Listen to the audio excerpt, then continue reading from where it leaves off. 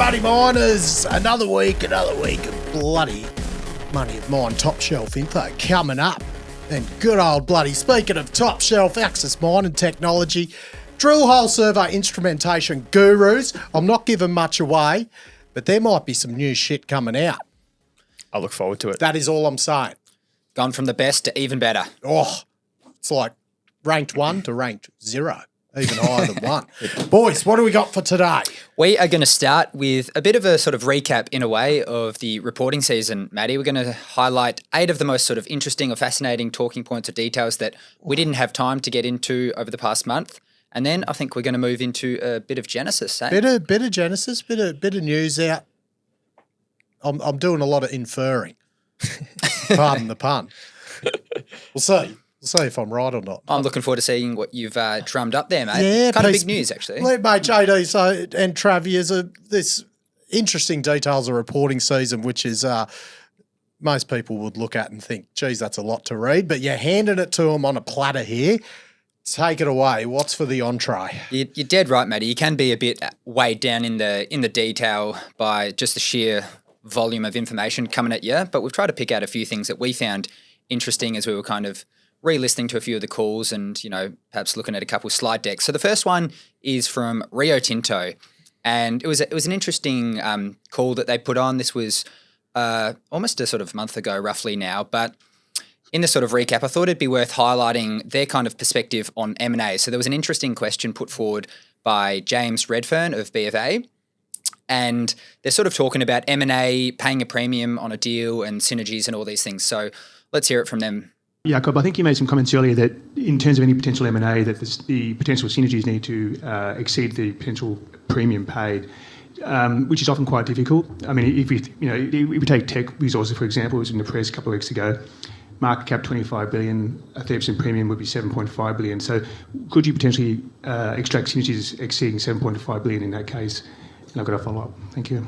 Yeah, that's a tough one, isn't it? The reality is, and I have spent my career in a number of different industries, and in some industries you have a high percentage of synergies. In some industries you have a smaller percentage. My experience is that here in mining, it's not often that you have a high percentage of synergies compared to enterprise value, and that's why it's quite difficult actually to pay high premiums. There are exceptional cases, but they have to be exceptional. So it does seem kind of obvious when he says it like that the synergies should outweigh the premium. Obviously, there's the kind of caveat, if you're just getting an asset or a company or whatever at an astoundingly cheap valuation, then, you might not need the synergies to make up for it. But in the context of Rio Tinto and all these major miners, they're often talking about copper, and copper assets just don't come cheap. They're all got pretty premium valuations on them. So I thought it was a pretty interesting comment. I'm not sure if you guys had thoughts on M&A at the big end of town or in general there. They're big companies. So 30, we're seeing a lot of the small cap goldies, they'll go on 50% premium, but you won't be seeing that, I don't think, on this Rio Tinto sort of scale. No. But it's kind of an interesting perspective, right? Because it's like the implicit assumption in that statement is that you're paying the market value of anything where it's trading at any present time before you lob your bid is the fair value. Yeah. But of course, we know there are dislocations from fair value from time to time, and they might present opportunities too. But I think it's a sound heuristic to navigate through if you are a CEO or management, to kind of avoid kind of paying up when it's unwarranted and then having regret afterwards. It's funny. Speaking of that, about the timing, like if you anyone that pays a premium for a copper asset now, I think we can nearly comfortably say, right, this is not counter-cyclical, but it's part of copper is not at the high. Whereas you look back at, I think I've got the number right, when the North Queensland asset that Paladin bought, that's in the portfolio, when they bought it at the top of the uranium boom, it was 1.2 billion for that asset. Really? Yeah, not even. That's like before it all went to shit in I had no idea post Fukushima. Yeah. So there's your Yeah. different sides of the fence there of what people pay up for at the time. Rio's got a few of them to their name as well, of paying up at the top of the market. Yeah, being Ask about countercyclical. Yeah, exactly. Being countercyclical in mining is almost everything. Yeah. So on to the next one, Glencore.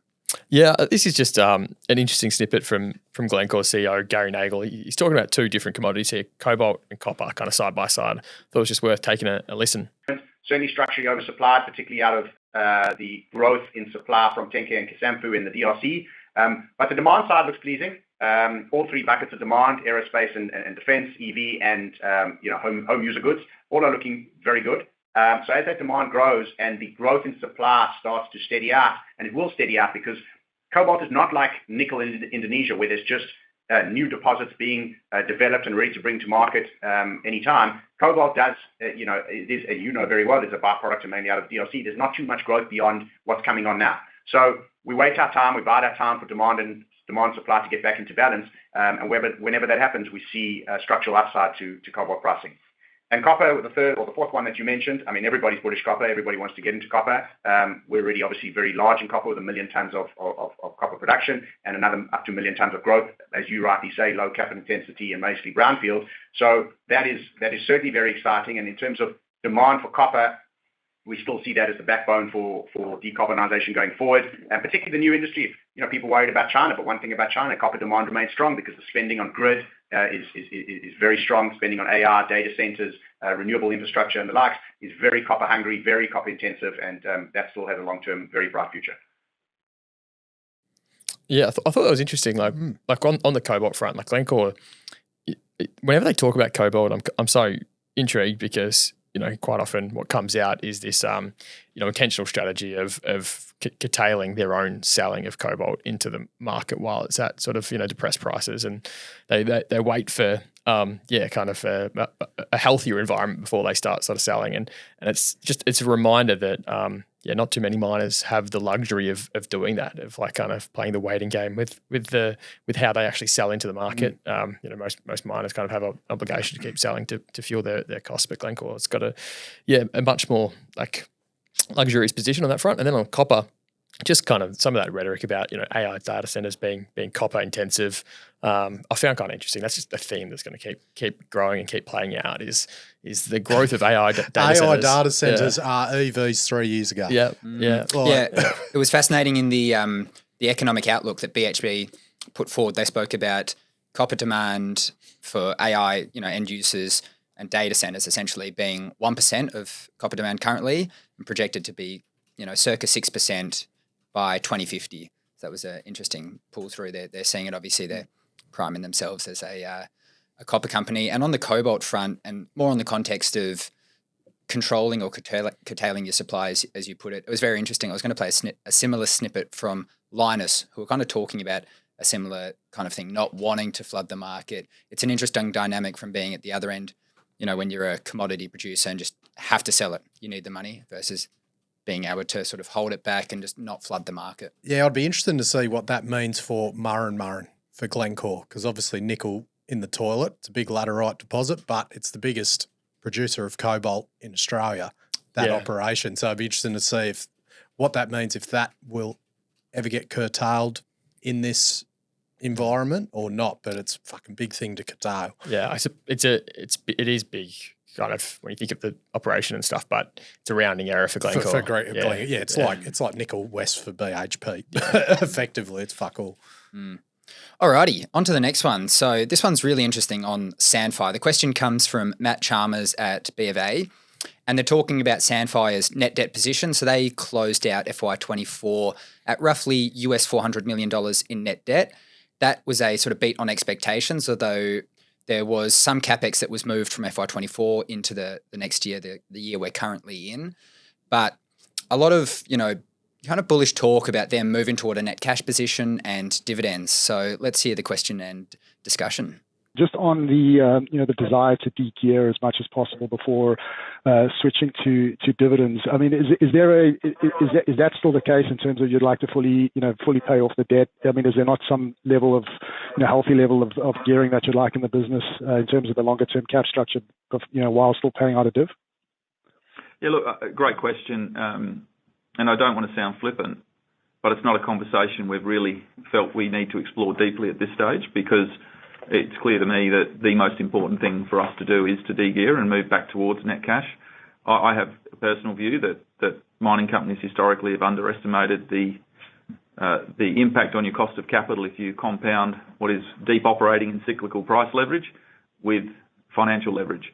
I don't believe personally that it is actually the way to optimise your capital structure. But again, we'll be obviously pragmatic and we'll continue to consider the outlook. The only other thing I'd say is one of the lessons in life for me is always be very clear that you, when contemplating dividends, should be contemplating returning cash that's on the balance sheet, not cash that's prospective or you're hoping that you'll generate. I really liked this answer for a couple of reasons. So firstly, the way and the experience that Brendan Harris has around operating a mining company, or that he's developed being an analyst and then working within BHP, is really interesting. And I guess I sort of see the world from a pretty similar perspective. You don't know when these shocks are going to come and hit you. You're kind of at the whims of commodity markets being a commodity producer, especially if you're not in the lowest cost quartile. So just building in resilience to your business is super, super important. And the second point on dividends is one we've sort of echoed in the past as well. There's a lot, that is made of how companies go about their dividends and the kind of signalling that comes off it, whether you cut it. And we end up seeing companies, drawing from debt to pay dividends and all these sorts of things. So I very much like the concept of paying it from cash that you have on the balance sheet. Yeah. Yeah. I think there's there's nuance to the question of debt with miners, and quite often it's the companies that have assets which are in the lowest cost quartile that have greater capacity to add leverage to the balance sheet. It just so happens that they don't have a tremendous amount of leverage on their balance sheet. Think of BHP, Rio, those sort of big miners with low cost assets that have, because you have a Q1 cost asset, you actually will last the cycle no matter kind of what, because it's the cost curve's got to dip in on the way to yours. So they have more carrying capacity, but because they generate heaps of cash, they've just got the problem of too much cash to deal with, and they've typically they've been through that decades ago of having to be levered like they're just set up now. Yeah, the way they sort of run their balance sheets right now is something very much ingrained in them from the depths of 2015, 16, and from the overspending on acquisitions before that. So it was a hard lesson learnt. The next one is from Metals Acquisition Corp, and this one's a bit lighter. They're chatting about earnings and working capital. Obviously, this is much more of a topic when it comes to a copper miner than a gold miner, because you actually need to get the concentrate from your site out to port, and there's a bit of a lag in once the stuff is shipped and when you get paid for it. So it's a discussion between Mick McMullen, the boss there, and Paul Hissey from Moelis. But, again, for the half, we produced, I don't know what it was, 19,500 tonnes, just under 20. If I'm just a simple bush math guy, I look at it on the basis, well, how much did we produce? Assume we sold it all. How much money did we make on that? Then there's a working capital line that goes below that. But that's how I look at the business, right? If you assume that we sell whatever we produce and there'll be some sort of working capital adjustment somewhere in there, that'll work its way through the system, as Morné said. I quite like this one. There was a lot of getting into the weeds about the inventories, the working capital and all these sorts of things. So I liked him just taking a step back, keeping things nice and simple, and just drawing a line under it. Yeah, that's a bloody straight from the heart of Cobar. Because it's just sort of started. It's like once 2 years down the road, it's all going to fucking balance out. But it's like everyone's just really honing in on Mac at the moment, because it's like, right, are they making money yet? They've just taken over. It's all ramping up and all that. Whereas like fucking look 1 or 2 years down the road, it'll be just flowing. Yeah, they're so at the whims. If a shipment goes out on the 28th of a month versus the 3rd of the month, and when the cash comes in, it can distort because they're only doing a few of them, a quarter. So it makes a big difference on how the books actually look. Bloody analysts make mining hard, eh? Bloody we're just blowing up rocks here and selling it. That's it. Alrighty, next up we've got Lynas. So there's a couple interesting facets to this conversation. First up, we're going to play a snippet between Paul Young from Goldies and Amanda Lacaze. So they're talking about operating costs in the business and how Kalgoorlie might impact this. Obviously, a lot of it's being capitalised at the moment from Kalgoorlie, but there's going to be a point in time where that flips to being operating costs. And then obviously that's going to have a big impact on what the operating costs are, because there's going to be a need to have a period where you're fine-tuning it and working on those sorts of things. So I found particularly the end of this snippet really interesting, where Paul, who had essentially said the same thing a couple times, made it very clear that, Amanda, you need to help the street understand what the operating costs are. And this is a company that doesn't give guidance, and there's a few bits going on. But let's play it. Great, thanks, Paul. Can I ask a quick follow-up, Amanda, just on costs again? I mean, as far as I know, you've been capitalising coal cracking and leaching costs. I presume that we'll start expensing those a little bit over the next 12 months. But just on the uncontrollable costs and chemical inputs, do you know if you've unwound the high cost inventories like across all your chemical products, and we're back to chemical inputs being at more normalised pricing? Across the business, yes, largely so. Okay, yeah. Great. Okay, and thank so you. And you're right, Paul, Cal will come in. We're assessing at present with the auditors at what's the right time for us to make that transition from the capital to the operating account. Yep, thanks, Matt. Just lastly, I know you don't give production guidance and therefore you don't give cost guidance, but again, I just think that the street's too high on cost, by the way. So any way you can help the street would be, I think, helpful. Yeah, it was an interesting one. It wasn't even the most kind of, the biggest takeaway I had from that call. It was more just to do with the rare earth market itself. I mean, because it's such a kind of niche and opaque market.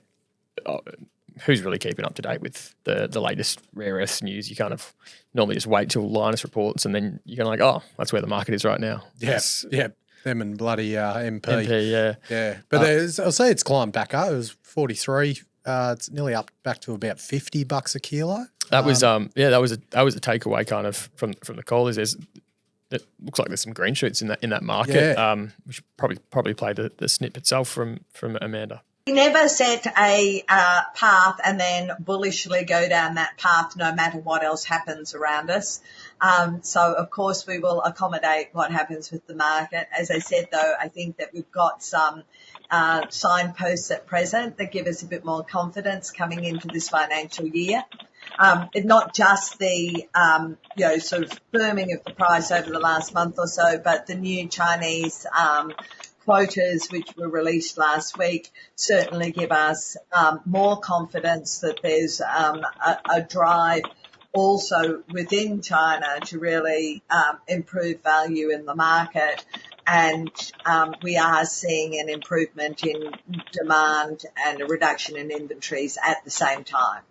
Yeah, really interesting to see how they're talking about it. Obviously, like you say, Trav, it's quite a complex market, and for people to understand these sort of quotas, the Chinese kind of use these, given they have a monopoly on rare earths, to control the market. And there's been a real glut of rare earths at the moment. That's why they're talking about a lot of inventories across the chain there. So the Chinese would dish these out for mining, for smelting, and for separation, and it gives people a bit of a guide on what supply could look like in the market. So they're quite an important detail to look at. Yeah, I mean, the interesting thing was the mention of quotas, and like the Chinese have used these kind of quotas from time to time, but just hearing that their policy has actually changed in relation to the quotas was kind of interesting, because that obviously has a kind of massive impact on the supply demand dynamics. All right, next up we've got Implats/Zimplats. So we're going to Africa. Mate, on the topic of niche commodities with very few producers, especially on the ASX, I want to talk about the PGM market. And I listened to the Impala Platinum call, or Implats, not really because I have a lot of interest in a miner listed on the Johannesburg Stock Exchange, but because I kind of wanted to get a bit of insight on the ASX listed Zimplats. And if you don't know, one of the segments of Implats or Impala Platinum is their operating mines in Zimbabwe, which they call that segment Zimplats. And the majority of the rest of Implats is located in South Africa, all the mines in South Africa. They've got some in Canada too, but for simplicity. And Zimplats is 87% owned by Implats. The remaining 13% is effectively quoted on the ASX under ticker ZIM. But because Impala have control of, have control of Zimplats, the only announcements you really roll through on the ASX are kind of earnings results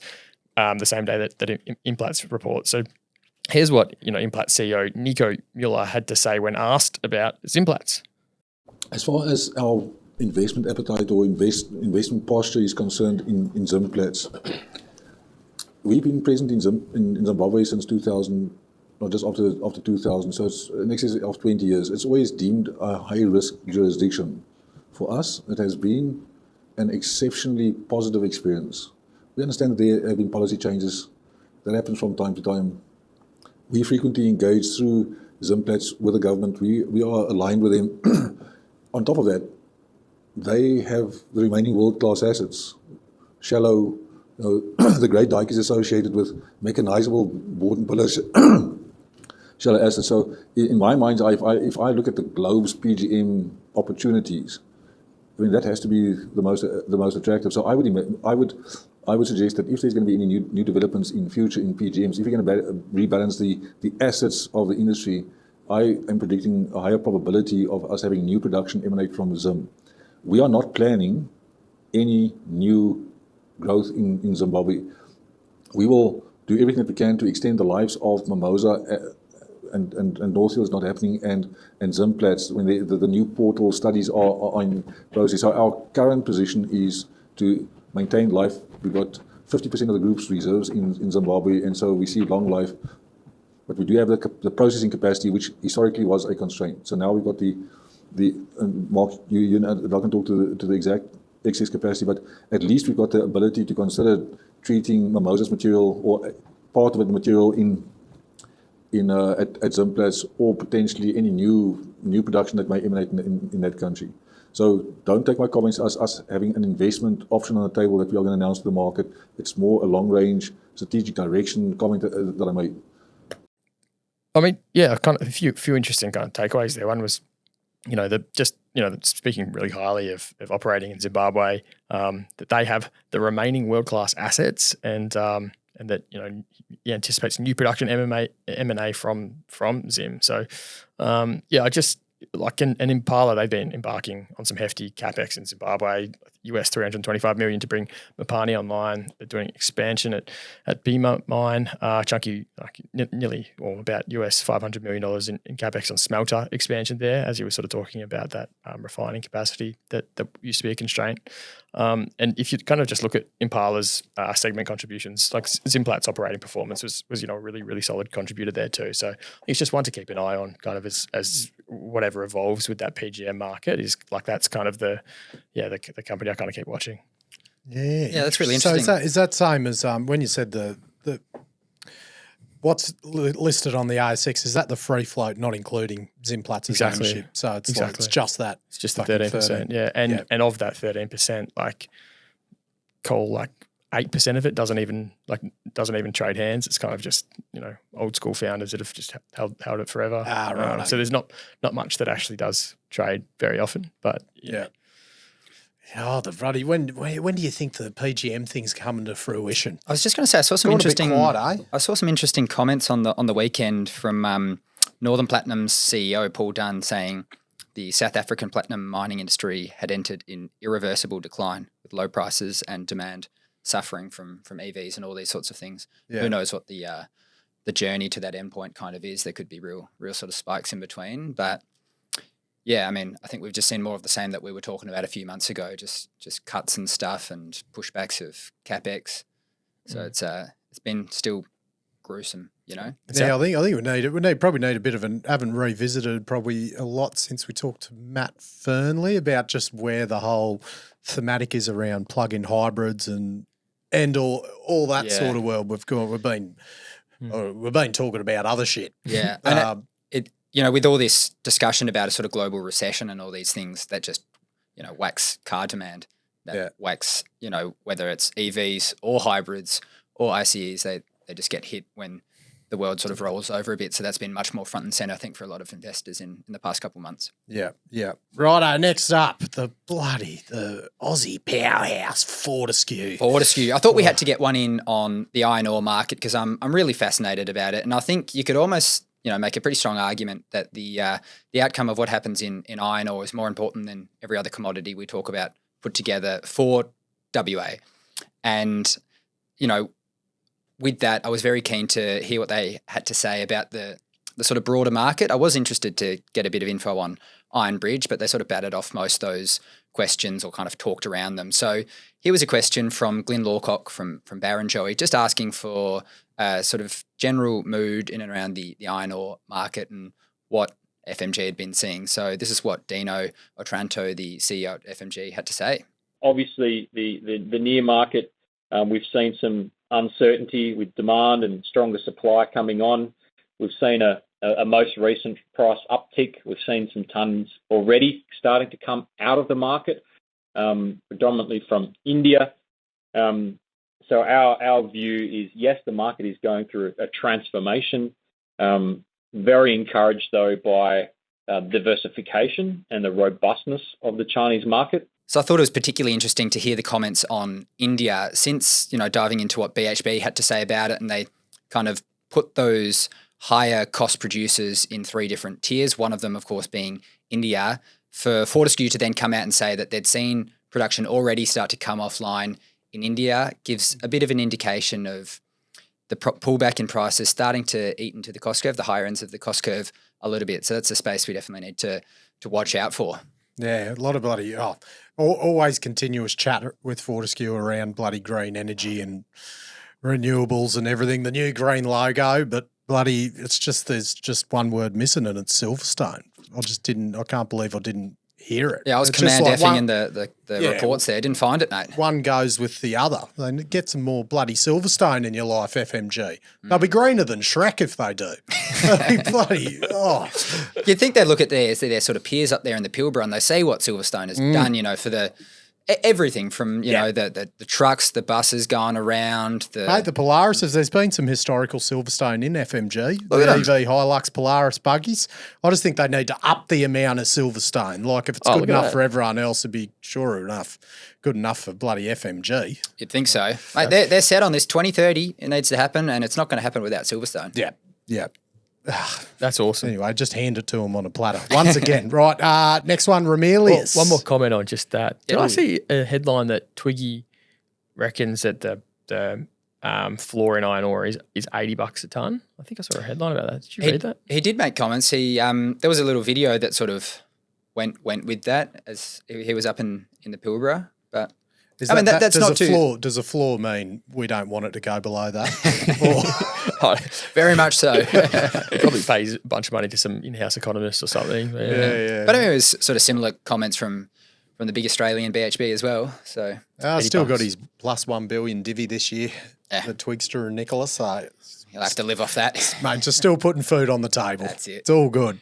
Right, Ramelius, next one. Yeah, this is just a quick one, just on the deck. I just put out this one slide on slide 12 of their deck.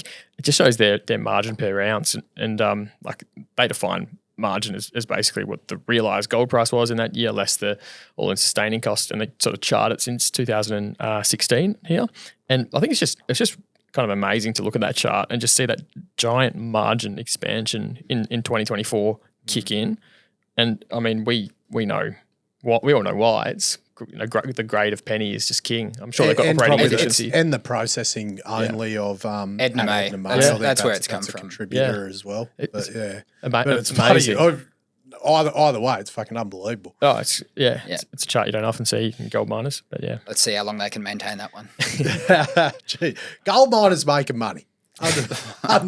Free cash. You know what's funny? It's like when you see like consecutive years, like chart deck of financial results decks in a row, and the moment like the deck looks pretty similar to last year, except one slide's different, or they've removed the chart somewhere. It's because the chart trend doesn't continue anymore. I'll be interested to see that one. From Johnny Mack's previous comment when he was on the show about how Perseus and Silver Lake were the only 2 miners that have made more money than they've invested in their journey. I wonder if Ramelius has ticked over now, but I think probably they've done a lot of M&A. So I wonder, a lot of, I think with Musgrave and the Spartan investment as well. I don't know if you count the Spartan investment's gone up. So well, I mean, Penny's a good example. They were they're making a good bit of money of it, but it doesn't have the longest life, and they did spend a couple $100 million on it a few years back as well. So it'd be interesting to see. Yes. Right. Another stock that is part of the AliGC ETF and from the mid-cap one, Genesis. Bloody, they just keep popping up these. She keeps getting comments of that, like she said, ding, ding, ding on every stock. And so today she's like, I'm cleaning out the trash of my portfolio. That's not an insight on Genesis. Yeah, she's not cleaning out Genesis. Oh, we don't know. So announcement coming out it was after market open. It was. Yeah. So they're bringing forward the restart of the Laverton mill to October 2024. So that's when the commissioning is going to start with the existing stockpiles. And guiding first gold production December this year. So, as I said, I think it was forecasted previously late FY25. Yeah. So, and they've also said they've commenced mining at the Hub open pit. So that's part of that Redcliffe project, sort of in the middle-ish of Leonora and Laverton. So they've increased their FY25 guidance to up to 200,000 ounces from previously 175,000 ounces. All-in sustaining cost projected to drop $50 to $2,300 an ounce. So still on higher end of where most of them are sitting, And it says they're bringing forward 25 mil of growth capital. So $10 for the Laverton mill, $5 for the Hub open pit, and $10 million for Ulysses underground mining ahead of schedule. So, but they were forecasting Laverton mill restart late FY25. So I would have thought the growth capital for that restart would have already been included in the FY25 guidance. So I'm not sure about that one. So you're saying you're interpreting it as coming from FY26 CapEx into FY25. Yeah, Some but of the same they opinion were as you, restarting it. They were guiding to restart it anyway. end. So I don't know, buddy. But then, like Ulysses growth capital makes sense if it's being developed ahead of schedule. It means more growth capital to go deeper. So, but they fucking scrolling here. So not too much context yet on what will be filling the Laverton mill when it is restarted. So it looks like they've got plenty of options, but not too sure which dirt is going where. You can sort of infer it, but it's more based on the fact that Laverton mill in its last form was a 2.9 million tonne per annum mill, so it's pretty bloody big. Ulysses is ahead of schedule. You can't really see that dirt going up to Leonora, then over to Laverton. Hub's a bit of a snatch and grab jobby, so at the moment, I think there's underground potential there and stuff, but 1.7 million tonne in reserves at 3.1 grams, so bloody high grade for a pit. So you assume that dirt will be going to Laverton. Looking at bloody good old Google Maps, not 100% sure on the roads, but it looks like about a 100K trek to get it to there. And then they've also got 3.2 million tonne at 0.4 grams in stockpiles at the Laverton project, so which is inferred, so not confidence on the grade. And it looks like they were using some of that for commissioning of the plant. So they could, if you add them two together, they could chew up the stockpiles, blend it with the Hub dirt, and get around 1.3 grams per tonne head grade. What sort of rate do you think they go through that 1.7 million? Well, on the chart here, it looked like it was coming out in 1 year. All in 1 year. Yeah, Well, it looks like that. See the chart, the last snapshot you've got of the growth in Laverton. Yep. It looks like Hub doesn't come until FY27. That was their previously. That was the old one. That's what they're bringing. Yeah. They're bringing forward. Because they were bloody charts everywhere. Because there's kind of question marks whether that Tower Hill that they show there, FY29, go on there as well. Who knows? So it's like I'm not sure. Like I think it said they're doing studies for underground at Hub and everything. So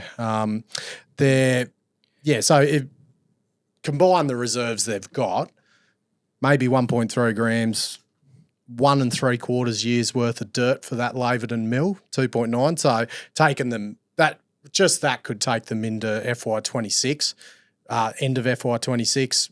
Forecasting Jupiter and Bruno Lewis to come online in FY26 as well. Combine them in reserves, there's 12 million tonne at 1 gram for those two.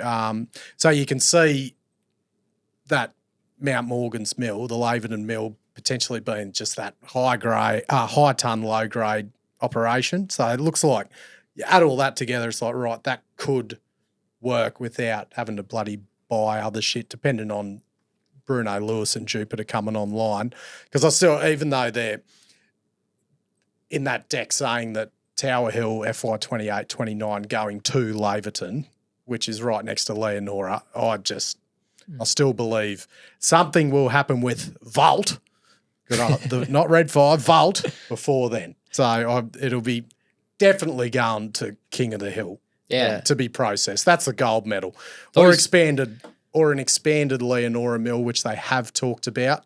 That'd be the silver metal, but I just cannot see that ever going down that far. Interesting to see the market reaction down sort of 5% on the news today. What did you sort of read into that, Matty? Yeah, I'm not pulling forward growth like if you're pulling forward $25 of growth capital.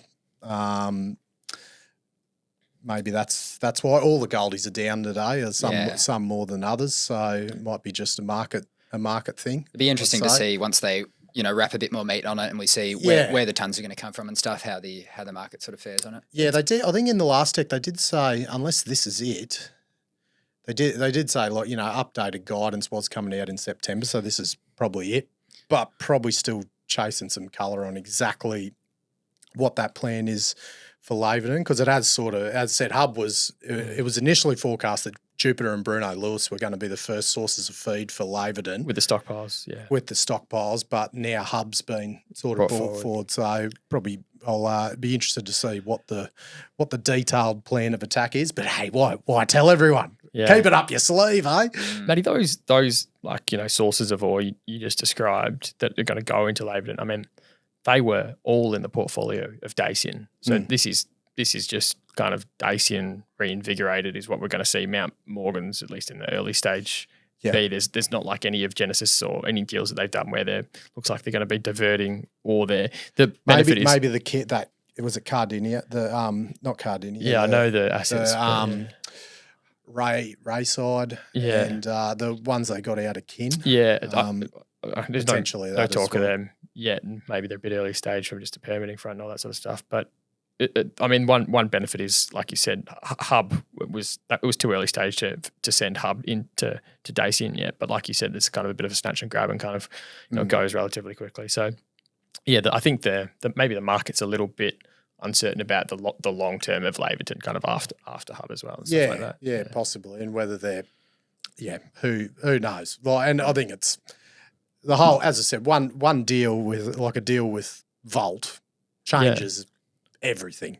Totally. It's like they've obviously got the options to not do a deal because they've got base cases that do work with Laverton and Leonora, but ideally you want to be sending Tower Hill and everything to a friggin' 5-6 million tonne per annum mill, just jam it through together, lowest cost operation. Did you see there was like a data room article last week at some point, and it was about kind of gold sector M&A, and I think it was about magnetic resources, and it was it's understood that Genesis is not interested in M&A at this point in time.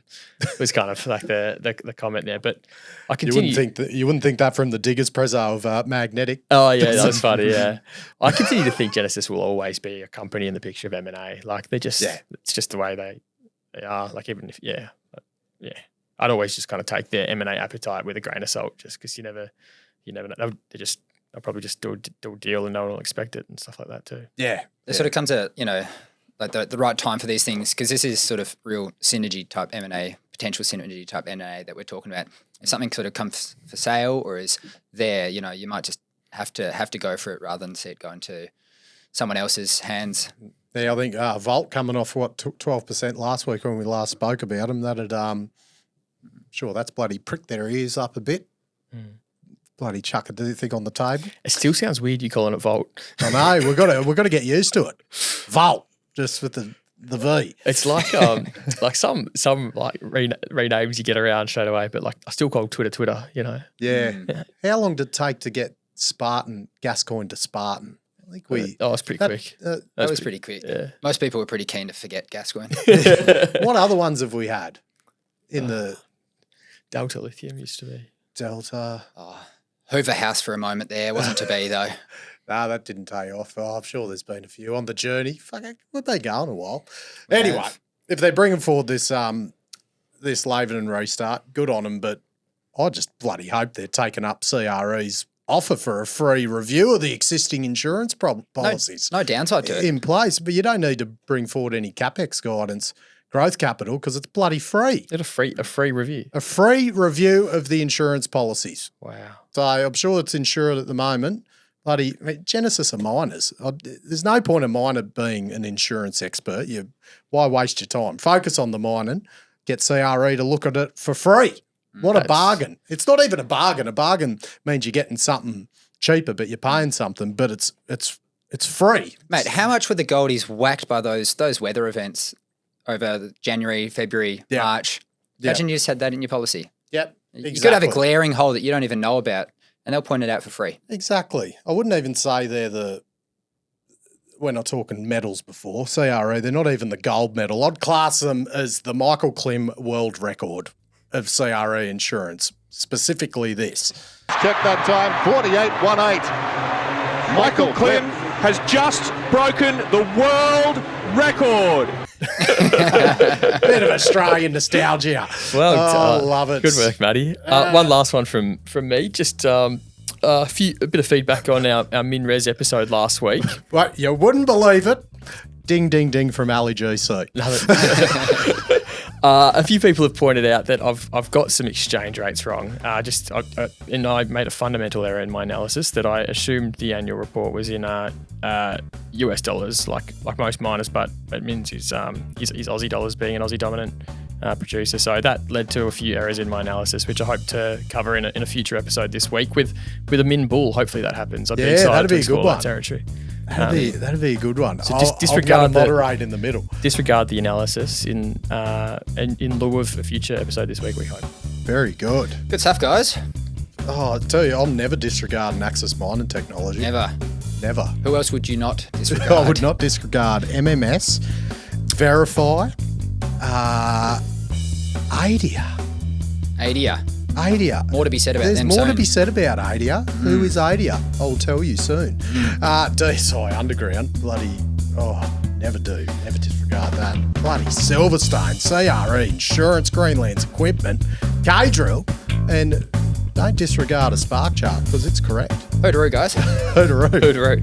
The information contained in this episode of Money of Mine is of general nature only and does not take into account the objectives, financial situation or needs of any particular person. Before making any investment decision, you should consult with your financial advisor and consider how appropriate the advice is to your objectives, financial situation and needs.